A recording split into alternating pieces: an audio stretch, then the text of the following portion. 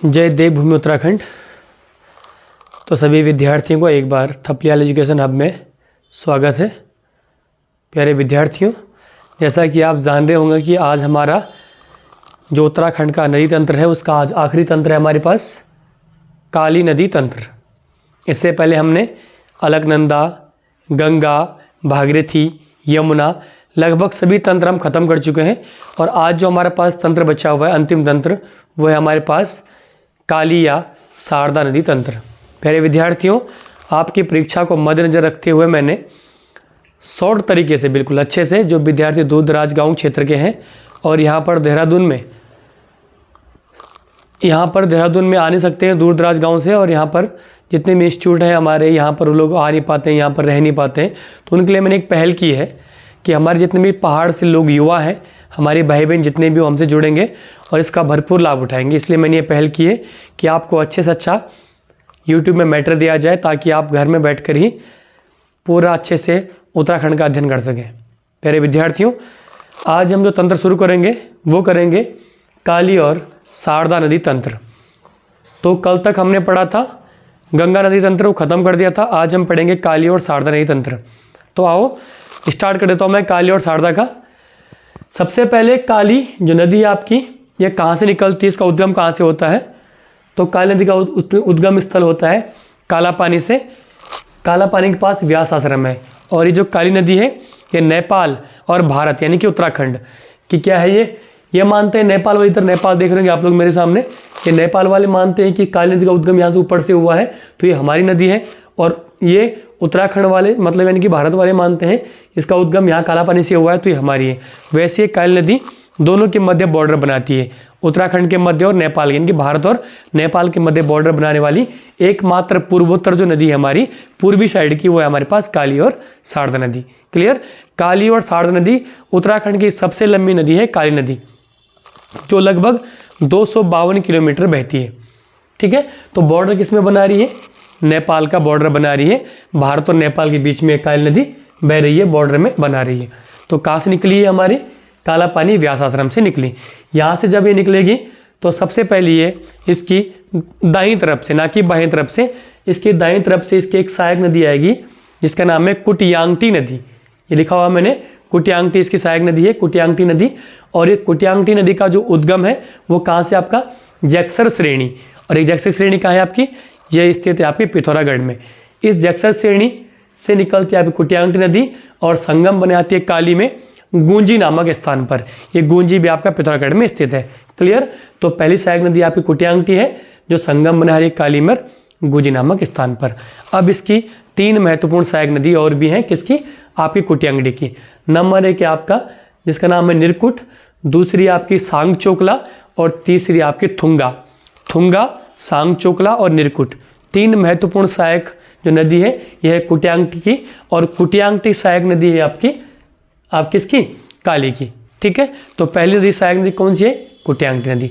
अब यहाँ से काली थोड़ा सा आगे बढ़ी और पहुँच गया आपकी खेला नामक स्थान पर। यह पड़ता है आपका तवा घाट में, खेला, तवा घाट यानी कि पिथौरागढ़ वाला एरिया आपका। यहाँ से इसकी दाईं तरफ से एक और नदी आती है जिसका नाम है पूर्वी धौलीगंगा।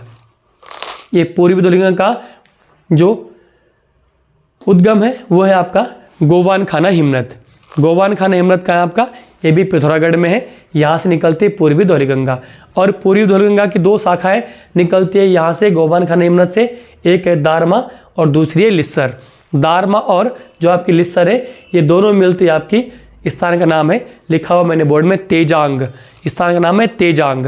तेजांग में दोनों दारमा और लिस्सर दोनों का संगम होता है और तब ये बनती है पूर्वी धौलीगंगा, जो आगे जाकर काली नदी में संगम बनाती है खेला नामक स्थान पर। तो 2 सहायक नदी हमने पढ़ ली, पहली कुटियांगटी और दूसरी पूर्वी धौलीगंगा। यहाँ से काली आगे बढ़ी और पहुँच गई आपकी जौलजीबी पिथौरागढ़।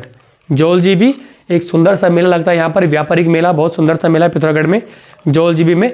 और यहाँ पर 2 नदियों का संगम होता है, ये काली और एक आएगी गौरी नदी। ठीक है, तो गौरी नदी इसकी सहायक नदी जो दाईं तरफ से आ रही है। और ये गौरी नदी का उद्गम कहाँ से वो देख लो, तो ये निकलती है आपकी मिलम ग्लेशियर। ठीक, और मिलम ग्लेशियर कहाँ है आपका? पिथौरागढ़ में। गौरी नदी बनने से पहले इसकी दो जो महत्वपूर्ण नदी है, एक है गौरी और एक है रालम। ये दो धाराओं को मिलकर बनती है गौरी। गौरी और रालम नदी की दो धाराएं संयुक्त होती है और संयुक्त होने के बाद ये बन जाती है गौरी नदी। इसको गौरी इसलिए नाम दिया गया है क्योंकि इसका पानी सफ़ेद कलर का, और जिसमें जितने भी पत्थर पाए जाते हैं सब वाइट कलर के पाए जाते हैं, सफ़ेद कलर के पाए जाते हैं, इसलिए इस नदी को नाम दिया गया है गौरी नदी। इसकी सहायक नदी कौन कौन सी है गौरी की? एक आपकी मदकानी, दूसरी आपकी गोनखागाड और तीसरी आपकी रमलगाड। रमलगाड, आपकी गोनखागाड और आपकी मदकानी, ये तीन जो सहायक नदी है ये आपकी गौरी की, और गौरी सहायक नदी है आपकी काली की। और संगम कहाँ पे बना रही है काली में? जोलजीबी। और जोलजीबी में क्या लगता है? मेला, सुंदर व्यापारिक मेला आपका पिथौरागढ़ में। तो कई बार क्वेश्चन ऐसा बनता है कि निम्नलिखित में से जोलजीबी में जो आपके पास काली नदी है उस पर कौन सी नदी का संगम होता है? तो काली और गौरी का संगम हमेशा कहाँ पर हो रहा है? जोलजीबी में। यहाँ से काली आगे बढ़ी तो पहुँच गई आपकी पंचेश्वर नामक स्थान पर। पंचेश्वर यानी कि काली को माँ वाला पंचेश्वर, यहाँ पे पहुँची तो पंचेश्वर में इसकी दाहिनी तरफ से एक नदी आई जिसका नाम है सरयू नदी। ये सरयू नदी जिसका उद्गम है आपका बागेश्वर का सरमुल, जो आपका ग्लेशियर है, यहाँ से इसका उद्गम है।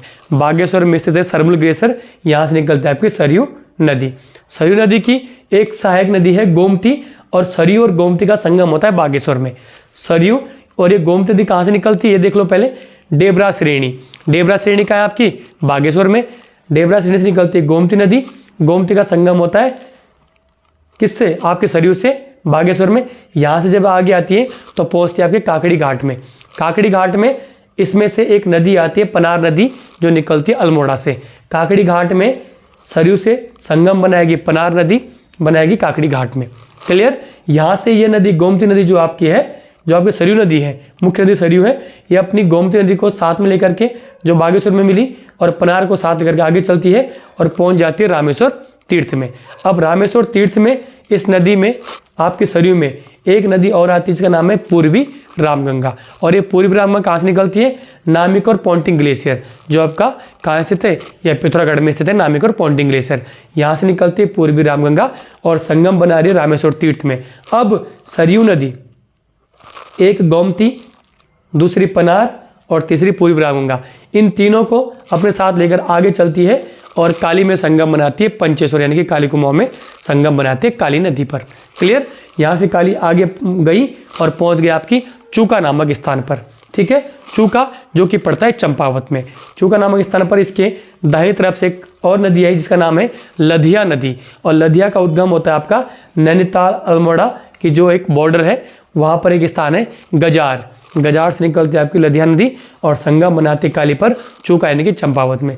यहाँ से नदी आगे बहती हुई पहुँच जाती है आपकी नीचे आपके टनकपुर में। और टनकपुर में आपको पता है इस नदी को जाना जाता है काली को, काली का नाम पड़ जाता है यहाँ पर, इसको कहते हैं शारदा नदी। ठीक है, टनकपुर में काली को शारदा कहते हैं।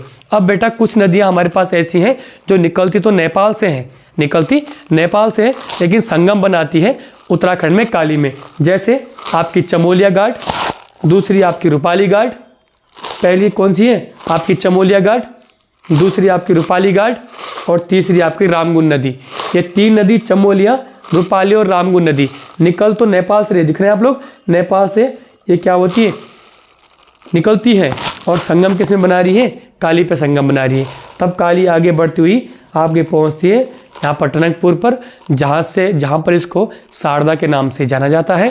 अब यहाँ से आगे बहती हुई पहुँची बनमसा बैराज, और बनमसा बैराज के पास इस नदी से दो नहरें निकाली गई है। एक जाती है आपकी उत्तराखंड की ओर, उसका नाम है शारदा नहर। एक जाती है आपकी नेपाल की ओर जिसका नाम है महाकाली नहर। क्लियर? तो ये था आज आपका काली और शारदा नदी तंत्र। क्लियर?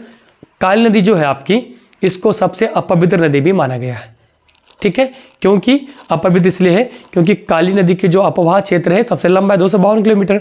तो जिसकी घाटियां हैं, इसकी घाटियां बनी है भी आकार की घाटियां, और इसमें क्या होता है कि जब भी कोई व्यक्ति इस घाटियों में जाता है उसका पैर फिसल जाता है, और पैर फिसलने के परिणाम स्वरूप इसकी यहाँ उसकी मृत्यु हो जाती है, इसलिए इसको अपवित्र भी माना गया है।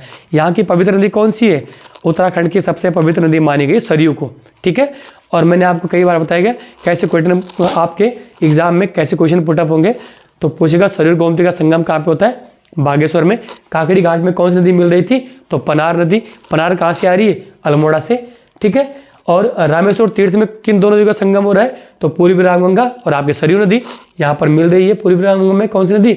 मुख्य नदी आपकी सरयू थी, जो सहायक थी किसकी? काली की।